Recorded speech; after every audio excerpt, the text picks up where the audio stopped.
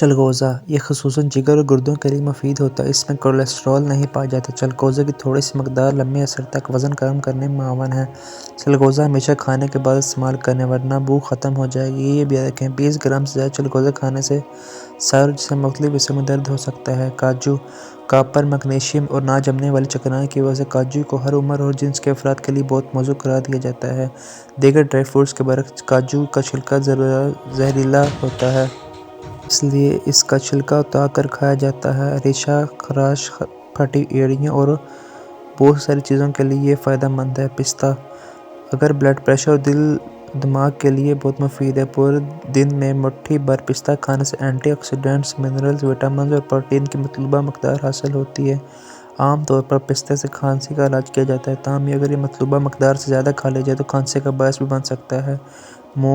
مونگ پھلی وزن میں اضافہ کا باعث بنتی ہے، تاہم مونگ پھلی کی افادیت بڑھانے کے لیے سادہ گڑ کا استعمال بھی کریں۔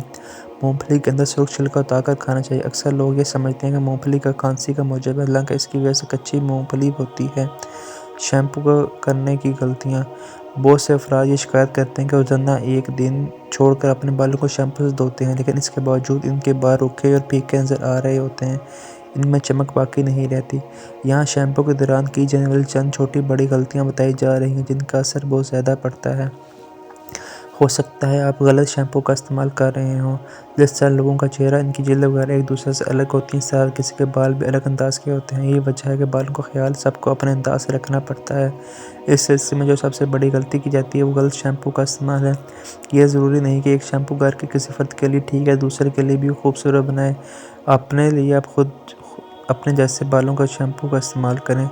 اپنے بالوں کی جڑوں کو دھیان نہیں دے رہے۔ شیمپو کرنے کا ایک اہم مقصد سر کی جلد کی صفائی بھی ہے، کیونکہ ہم دھول مٹی سے گندی ہو جاتی ہے، لیکن اگر آپ کام بھی ٹھیک نہیں کر رہے تو آپ شیمپو غلط استعمال کر رہے ہوں۔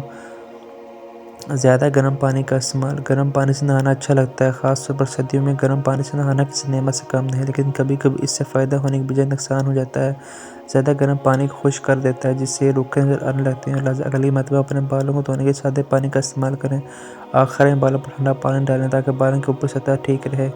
بال مکمل طور پر گیلے نہ کریں بہت سی ایسی بار بھی ہوتا ہے جب آپ اپنی جلد میں بالوں کو اچھی طرح دھوئیں اور بغیر اس پر شیمپو لگا لیں۔ ایسے شیمپو بالوں میں ٹھیک نہیں کام کر پاتے کیونکہ سر کی جلد اسی وقت خشک ہوتی ہے، اس لیے ضروری ہے کہ شیمپو سے قبل اپنے سر کو اچھی طرح دھو لیں۔ شیمپو لگانے کے بعد بالوں کو ٹھیک سے نہ دھونا اگر آپ کے بال روکھے ہیں اور سر میں کھجلی ہو رہی ہے تو اس کی ایک وجہ یہ بھی ہو سکتی ہے کہ اپنے بالوں پر شیمپو کے ذرات اب بھی موجود ہیں یا آپ نے صحیح طرح نہیں دھویا۔ شیمپو کے بعد سر کو ٹھیک سے نہیں دھویا جاتا تو سر سے تیل خارج ہونے لگتا ہے اور کھجلی شروع ہو جاتی ہے، اس لیے شیمپو لگانے کے بعد اسے ٹھیک سے دھونا ضروری ہے۔